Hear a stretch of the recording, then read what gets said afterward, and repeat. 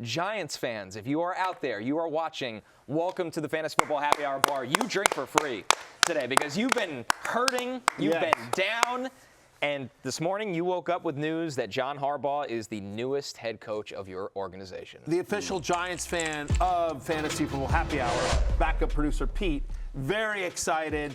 On the way to Baltimore right now to pick up to help Coach Harbaugh move as well. There's a tweet. Art Stapleton. He's been covering the Giants for a while. Art's a great guy. I'm told John Harbaugh has accepted the job as the head coach of the New York Giants per source. Agreement reached, deal done. All that's left is pen to paper and an official announcement. So I think, listen, for an organization that has had a tremendous amount of turmoil over the last handful of years, John Harbaugh is a big, bold-faced name that brings stability, in theory, to the team. I would suspect that, some of the contract demands that have leaked out about Harbaugh, I don't know if they're true or not, but certainly John Harbaugh, who had a number of options for him, wouldn't have come to the Giants unless he got obviously the salary he wanted, but also the protections, the budget for a coaching staff that he wanted, assurances from the front office, from management, and that he could have a significant say. This would be my guess here. All that said, Jay, your thoughts? Because I don't know that every Giants fan should be drinking in joy. I think some might want to be drinking in tears. Yeah, you can drink in sadness if you wish. Yeah. Here's my question, Connor.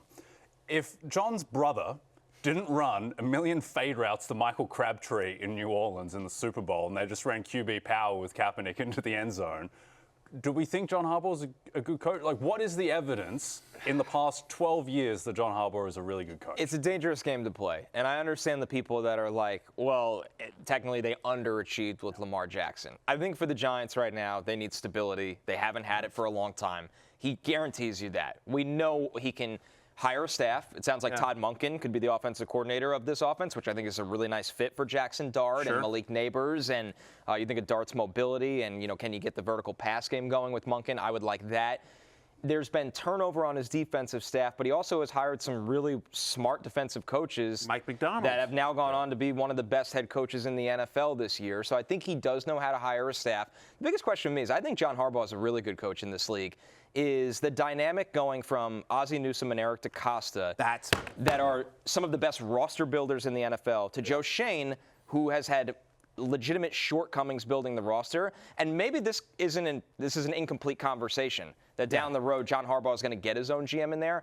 That's more my concern than the actual coaching, which I think has significantly raised the floor of the New York Giants. To me, that's the thing. So we talked about this a little bit on the pre-show call, which I finally attended, and we talked about this. Yeah, it was great. And I just said that I'm going to save my take for the show, and my take is very similar to yours, which is that I don't know. I think I'm sure John Harbaugh is a fine, good coach. He's very good at being the CEO of a football team, right? This is somebody who, Jay, to your point, like he's a special teams guy. Like he's not somebody that calls plays on either side of the ball, right? But he is somebody that can sort of run an organization, which is kind of what a head coach does in a lot of cases.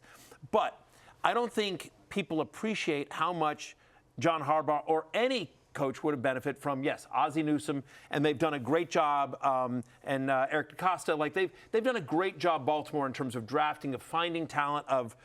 Derrick Henry was a bargain, you know what I mean, just in terms of both free agency, that defense they've rebuilt year after year, and having an incredibly stable ownership, right? I mean, like he was given 18 years in Baltimore, and it sounded like he'd worn out his welcome maybe a little bit there, but the New York media and the New York ownership, I think, is going to be much less patient. And so, without the same talent and without the same talent evaluators going into this year's draft where they have a high draft pick, what does this look like? And so I think that's the concern on the knock on Harbaugh. My question this week, and you guys know, I think Mike McCarthy. No coach has done less with more talent than Mike McCarthy over the years, from peak Aaron Rodgers to Dak and everything like that. But, what's the difference between Mike McCarthy and John Harbaugh, right? They each have one Super Bowl win. They each have good teams. McCarthy won 12 wins, for 3 years in a row in Dallas. Playoff underachievement. Right. Yeah. I think Harbaugh's hired the better staff over the years. I just think it's so difficult to evaluate these CEO type of coaches because they don't have their own side of the ball. Like, how good of a coach is Dan Campbell? Like, yeah, he hired, he hired one great offensive coordinator in Ben Johnson. The defensive coordinator stuff doesn't look quite as good at this point. But it's just very hard to make value judgment. My thought, just macro-wise, is that there's a handful of guys who really move the needle in a positive way. There's a handful of guys who move the needle in a negative way. And then most coaches just fall into the middle. And if I was an organization, I would want to be shooting for upside.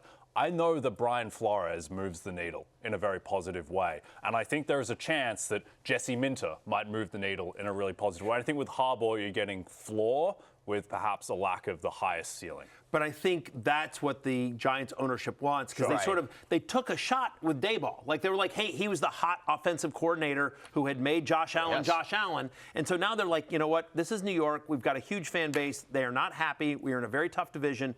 Let's go get a known quantity. We're not effing around. And so I think that, you know, as opposed to we think Jesse Minter would be a good head coach, but we don't know. I would say like John Harbaugh, again, he's a floor. He's not going to F it up. Daboll literally did win Coach of the Year. I think that was a fine hire, ultimately. I agree. Mean, it didn't end up great in the end the way it turned out. But the thing is that if the Ravens drafted, if they had like Josh Rosen as their quarterback instead of Lamar Jackson, John Harbaugh was fired 5 years ago. Like, that's just how this works. 10 years ago. DMG asked, where are we drafting Dart next season?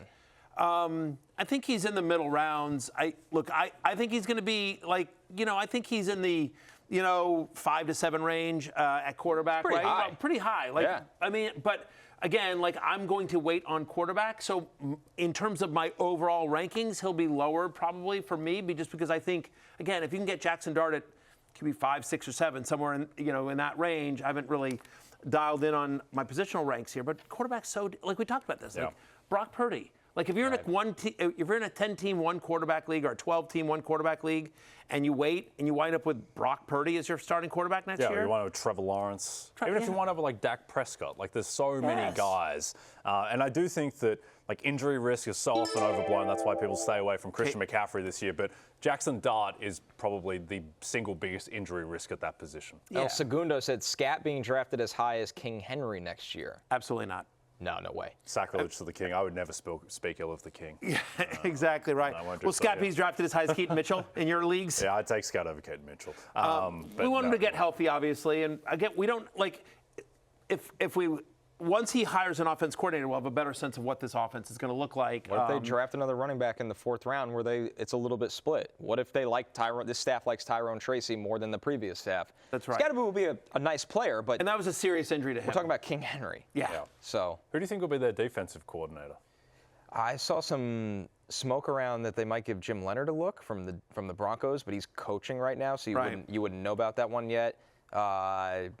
Man, that's a tough one because I don't think he'll bring Orr with him from Baltimore. No. Right. That Orr did an amazing job as well. Watching Aaron Rodgers torch Orr in the final game they played. Yeah, that's going to be. It's probably somebody still working. Yeah, you would think. Hey, it's Matthew Berry from NBCSports.com and RotoWorld.com, and I want to thank you so much for watching whatever it is you just watched, or if nothing else, being too lazy to click out of the autoplay after this video started, after whatever it is you actually wanted to watch finished. But now that you're here, I'd like to take a moment here to ask you respectfully now, okay? I'm asking you respectfully to subscribe to the NFL on NBC YouTube channel. You'll get the latest Roto-World fantasy news headlines, all sorts of great shows, including my own Fantasy Football Happy Hour. So go subscribe now. Again, I'm asking respectfully.